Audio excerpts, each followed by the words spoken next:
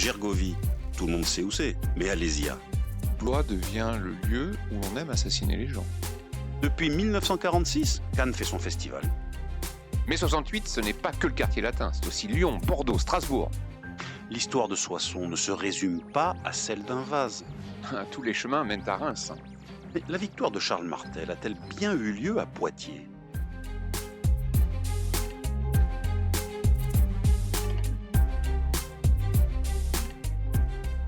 Grande date de nos régions, une émission animée par Éric Labaille et Cédric Delaunay. Un podcast ici en région.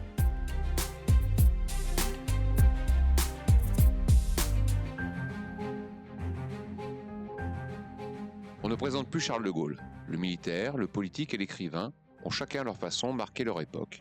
Et par bien des aspects, ils influencent encore notre époque et ses débats. Mais en regard de l'homme public, il est un de Gaulle plus intime, qui a toujours conservé des liens étroits avec sa région natale.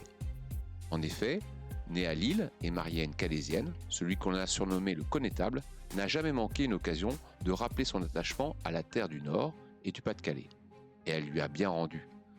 De quelle nature étaient les liens que l'ancien chef de l'État et de la France libre a entretenus avec sa région ? Comment se sont-ils exprimés ? C'est ce que nous allons voir avec Éric Labaille, docteur en histoire.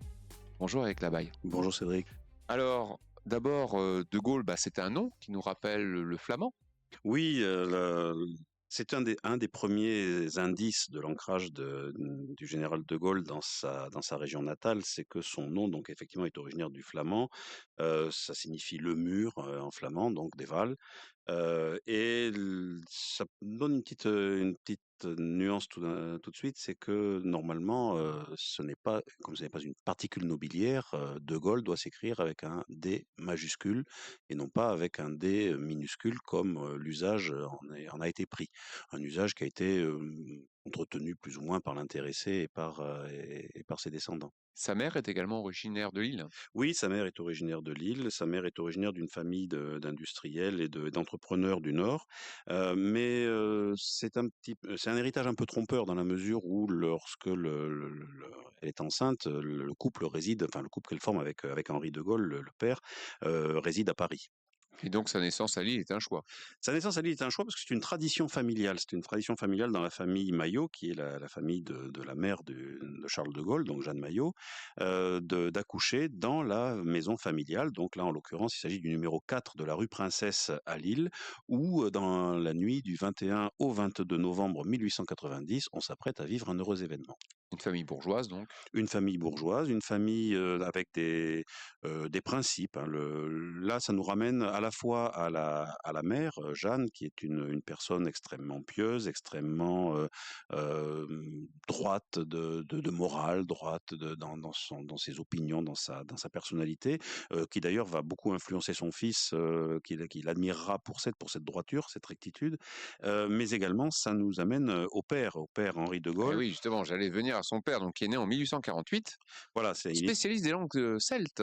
Non, il est le frère d'un spécialiste. Pardon, excusez-moi. Voilà, il a deux frères. Alors, ça montre cette filiation montre le dynamisme de ces familles dans lesquelles l'érudition, le statut social sont complémentaires.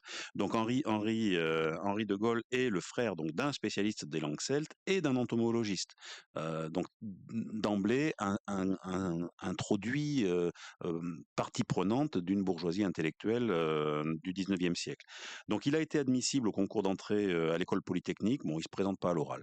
Et à partir de là, il va avoir une carrière assez étonnante. Il est inscrit au barreau, il devient précepteur, il est combattant de la guerre de 1870, il devient officier de réserve, donc il est capitaine en 1890, donc dans la réserve. Enfin là, il est passé dans l'armée territoriale. Donc là, on sent la fibre militaire, le service du pays. Oui, c'est un fonctionnaire dans toute la noblesse du terme. Hein. Et par contre, il a certaines idées sur le rapport à l'État, les devoirs de l'État, et en en 1884, il démissionne de ses mandats de fonctionnaire parce qu'il n'accepte pas les tendances anticléricales du gouvernement républicain. Donc c'est un monarchiste qui s'est rallié de raison à la République, mais n'accepte pas ce qu'il considère comme une dérive anticléricale. Voilà, il fait partie de cette frange monarchiste qui va accepter la République à condition que la République reste en deçà de l'empiètement sur les valeurs religieuses traditionnelles en fait. Donc cet anticléricalisme des gouvernements de la République opportuniste des années 1880 va être une sorte de ligne rouge au-delà de laquelle le père du futur général de Gaulle n'accepte pas et il démissionne de son poste de rédacteur au ministère de l'Intérieur. Et là, donc, il se tourne vers l'enseignement dans un collège privé. Dans un collège privé, oui, voilà, au collège de l'Immaculée Conception à Paris. Il est professeur de lettres et d'histoire et c'est quand même une forte personnalité qui va, je l'ai dit, marquer profondément son fils, être le point de repère de son fils intellectuellement et moralement, mais qui va également marquer ses élèves parce que en plus de sa charge d'enseignement à l'Immaculée Conception, il enseigne en classe préparatoire à Sainte-Geneviève de Versailles où il forme de futurs Saint-Cyriens. Et parmi les futurs Saint-Cyriens, il a son fils comme élève et d'autres noms qui, au hasard de l'histoire, marqueront un petit peu l'histoire de France, dont un certain Philippe de Hautecloque, futur maréchal de Clerc, et un certain Jean Delattre de Tassigny, lui aussi futur maréchal de France. Alors on pourra y ajouter Georges Bernanos, on pourrait y ajouter le futur cardinal Gerlier. Bref, c'est un homme qui marque son temps, qui marque ses élèves et qui joue un rôle quand même important dans cet enseignement de la Troisième République. Donc, on voit bien qu'il est proche de milieux monarchistes. Donc, ses relations avec l'Action française. Oui, mais c'est une sensibilité. Son père va l'initier très rapidement à ces lectures, hein, des lectures donc légitimistes. Mais on l'a vu avec le parcours. C'est vraiment légitime, c'est pas un orléaniste. C'est du légitimisme, option Action française. Mais c'est un légitimisme qui a quand même un fond légaliste. C'est-à-dire que, n'oublions pas, son père a été fonctionnaire. Bon, il y avait, je l'ai dit tout à l'heure, une ligne rouge qu'il ne fallait pas franchir, mais la République n'est pas rejetée en bloc. La République est le régime dans lequel on est. On peut le contester, mais c'est quand même le régime que l'on va servir. N'oublions pas, hein, son père, le père Henri de Gaulle, va former des jeunes ils vont devenir Saint-Cyriens, jusqu'à preuve du contraire. Le Saint-Cyrien, c'est un officier qui va servir son pays avant de servir un régime politique. Donc il a beaucoup marqué dans sa formation intellectuelle et politique le futur général de Gaulle. Tout à fait, tout à fait. Alors Charles de Gaulle est considéré comme un élève pas forcément un élève brillant, hein. Son frère Xavier est considéré comme beaucoup plus brillant que lui, mais il va s'affirmer au fur et à mesure de sa scolarité, il va s'affirmer au fur et à mesure de son entrée dans l'armée, parce qu'il devient donc Saint-Cyrien, et en sortant de Saint-Cyr, premier retour vers son nord natal, le nord de la France natale, il va demander à servir au 33e régiment d'infanterie. Alors ce 33e régiment d'infanterie est un régiment particulier pour deux raisons. La première, c'est qu'il est en garnison à Arras, et la deuxième, c'est qu'il est commandé par un certain colonel Pétain. Ah, voilà. La relation étrange et ambiguë et complexe entre les deux hommes. Oui, qui vaudra à Charles de Gaulle de prénommer son fils Philippe en l'honneur de son mentor. Et qui sera le parrain Qui sera le parrain également. Qui sera le parrain de son fils. Philippe, tout à fait.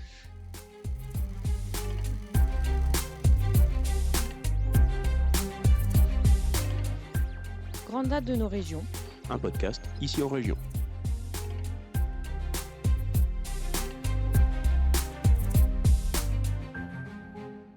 Et donc, il rencontre à Arras une certaine Yvonne Vendroux. Non, c'est beaucoup plus tard. C'est beaucoup plus tard. Voilà. Non, donc il est officier, il est sous-lieutenant, lieutenant au 33e régiment d'infanterie. En 1914, il part en guerre avec le régiment. Il est impliqué dans les terribles combats d'août 1914. Il est blessé. Il suit ensuite son régiment jusqu'en Champagne en 1915, où il est à nouveau blessé.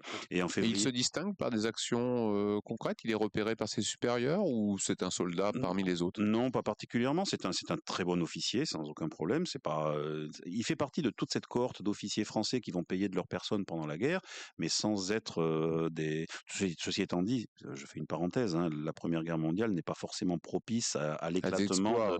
l'éclatement de personnalités hors du commun comme ont pu l'être les guerres de la Révolution et de l'Empire. On est très, très loin de cette ambiance-là. Mais De Gaulle va être un officier, ce qu'on appelle un officier de troupe, c'est-à-dire qu'il est sur le front, dans les tranchées, et il se comporte tout à fait honorablement, hein, comme les blessures qu'il a reçues en témoignent. Et en février 1916, il est à Douaumont, donc dans le secteur de Verdun. Il est à nouveau blessé et il est capturé. Cette fois-ci, il va finir la guerre dans des camps de prisonniers en Allemagne, notamment Magdebourg, Ingolstadt, où il va à plusieurs reprises tenter de s'évader, mais il finira la guerre derrière les barreaux. Après la guerre, il rentre en France et il fait partie du corps expéditionnaire français en Pologne. Il va se battre en Pologne, combattre en Pologne. Alors, guerre qu'on ne connaît pas très bien, vous pouvez nous... Le contexte de cette guerre en Pologne, La Pologne, les belligérants, la Pologne a été les enjeux? Oui, tout à fait, mais la Pologne a été recréée après la Première Guerre mondiale sur les ruines de l'Empire d'Autriche-Hongrie, un petit peu sur les ruines de l'Allemagne et un petit peu aussi sur les ruines de la Russie.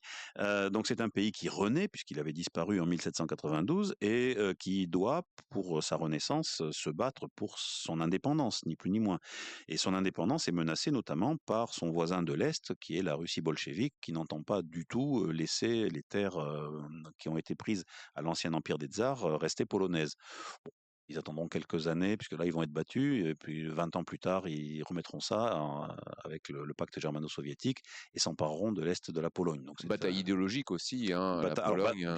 bien sûr, puisque là, c'est comme on disait, les hordes bolcheviques sont une armée bolchevique, comme son nom l'indique, une armée communiste. Avec la menace d'une diffusion révolutionnaire dans toute l'Europe centrale. C'est une politique à l'époque de containment, comme diraient les Américains, de containment de l'idéologie communiste. L'armée française, il faut le savoir, hein, se bat sur tous les fronts en Europe centrale à cette époque-là. On se bat en Pologne, on se bat en Silésie, on se bat en Hongrie. Hein. L'armée française fait du maintien de l'ordre en Hongrie, fait du maintien de l'ordre en Roumanie, se bat à Odessa. Donc on est sur une logique de maintien de l'influence communiste plutôt vers l'est de l'Europe et le moins possible vers l'Europe centrale.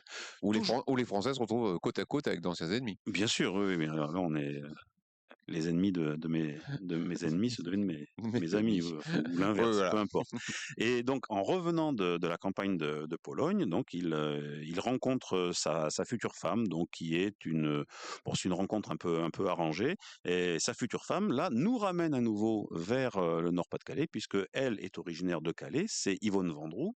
Vendroux qui vient également d'un nom flamand. Hein. Alors je ne sais pas exactement comment se prononce, c'est Van Droegt.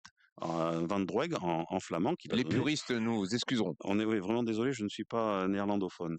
Donc qui donne le nom Vendroux en français, francisé. Donc elle est de Calais, et d'ailleurs le couple va avoir pendant les années 1920 de très nombreux temps de villégiature, que ce soit à Ouessant, à Wimereux, sur la côte, et être très très ancré, notamment par aussi le frère de la Jacques Vendroux. Jacques Vendroux, voilà, député, maire de Calais, grande figure de la région calaisienne, qui deviendra bien évidemment d'un point de vue familial, mais aussi par affection, par atome crochu, un grand proche du général de Gaulle. En 1900, je crois que c'est 1934, le couple fait l'acquisition d'une maison qui l'éloigne de Pas-de-Calais, puisqu'il s'agit d'une petite maison quelque part vers Colombey-les-Deux-Églises, mais ça c'est une autre histoire. C'est une autre histoire qui nous éloigne de notre nord et de notre Pas-de-Calais.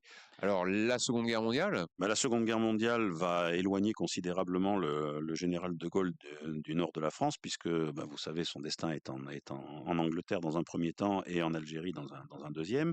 Mais dès la fin de la guerre, il va revenir, remanifester, enfin c'est très français, remanifester, mais manifester à nouveau son attachement à cette région, qui est à la fois sa région natale. Bon, on l'a vu un peu par raccro, puisque vivant à Paris, il est né à Lille par volonté familiale, mais il va manifester son attachement par 18 visites officielles entre 1944 et 1958. Il n'est alors à partir de 1946, il n'est plus aux commandes Traversée du gouvernement. désert. C'est sa traversée du désert, mais quand même, il fait 18 visites officielles dans la région. Alors La plus marquante, le 21 septembre 1958, dans un contexte très particulier. Qui est le général de Gaulle le 21 septembre 1958 ? Le 21 septembre 1958, le général de Gaulle, il a été appelé aux fonctions de président du Conseil. On est en pleine guerre d'Algérie. La 4e République est moribonde. Il faut absolument sauver ce que l'on peut sauver, à la fois de l'empire colonial ou pas, et du régime ou pas. Et donc, le général de Gaulle, qui a été appelé aux affaires après le 13 mai 1958, commence à élaborer une vision pour, qu'il avait déjà commencé largement à élaborer pendant sa traversée du désert. En 12 ans, il a eu le temps. Et une vision donc pour la France, une vision de politique. Donc il n'est, donc je répète, que président du Conseil, et il vient à Lille. Et à Lille, il fait une allocution qui va marquer à la fois l'histoire de ses relations avec le Nord, et à la fois l'histoire de France, puisqu'il fait une allocution sur son projet de constitution qui va donner la 5e République. Et donc ces visites se poursuivront après son accession au titre de présidence de la République. Oui, c'est vraiment une région vers laquelle spontanément son cœur l'attire, et c'est pas le Maine. Donc on peut noter la visite de septembre 59 où avec la générale, ils se rendent à Boulogne, à Calais, Saint-Omer, Aire-sur-la-Lys, Saint-Paul, Arras, Béthune, et partout où ils arrivent, ils suscitent un intérêt des foules considérable. C'est un véritable bain de foule, c'est une ovation qui les accueille. À la fois, une fois encore, il faut voir un côté politique, mais aussi un côté de fierté pour l'enfant du pays, un côté d'attachement personnel à la figure du général de Gaulle. C'est ce qu'on voit en avril 66, par exemple, dans le cadre de la promotion de la politique de réorganisation administrative et régionale du pays. Oui, alors ça, c'était le grand chantier de la fin de la présidence du général de Gaulle. Oui, il se rend à Lille. Alors, il va inaugurer la 41e foire internationale de Lille. Et comme par hasard, dites donc, le thème de cette année porte sur l'aménagement du territoire. C'est quand même étonnant. Et donc, il vient là aussi pour délivrer un message, présenter sa politique générale, mais une fois encore, bain de foule, une fois encore acclamation. C'est un véritable déchaînement d'affection que la population témoigne au général de Gaulle. Donc, enfance parisienne, engagements nationaux, stature internationale, mais un petit gars du Nord. Toujours une fibre entre gros guillemets nordiste, puisqu'on est à cheval sur la région de Lille et la région de Calais. Oui, et puis il aura cette expression dans ses mémoires, une expression qui est assez révélatrice en fait. Il se voyait lui-même comme un petit Lillois de Paris. Et je pense que ce résumé est un bon résumé de la personnalité du général de Gaulle, personnalité complexe s'il en est. Il n'échappera à personne que là, nous n'avons fait qu'effleurer un sujet extrêmement vaste. Personnalité complexe, mais personnalité qui, d'une façon ou d'une autre, à un moment ou un autre de sa vie, que ce soit par son mariage, que ce soit par sa vie politique, que ce soit par ses déplacements personnels, ramène toujours les pas du général de Gaulle vers son Nord chéri. Et ce n'est pas la seule grande personnalité du Nord. Merci Éric Labaille pour ce récit de Gaulle et son rapport très particulier avec le Nord. Vous retrouverez bien sûr Charles de Gaulle, vous retrouverez également le maréchal de Villars, vous retrouverez bien d'autres noms et bien d'autres histoires dans le livre que vous avez écrit, Éric Labaille, Les grandes dates du Nord-Pas-de-Calais, disponible dans vos points presse et toutes les bonnes librairies. Merci beaucoup. Merci Cédric. Retrouvez tous nos podcasts, livres, articles et vidéos sur notre site internet icienregion.fr.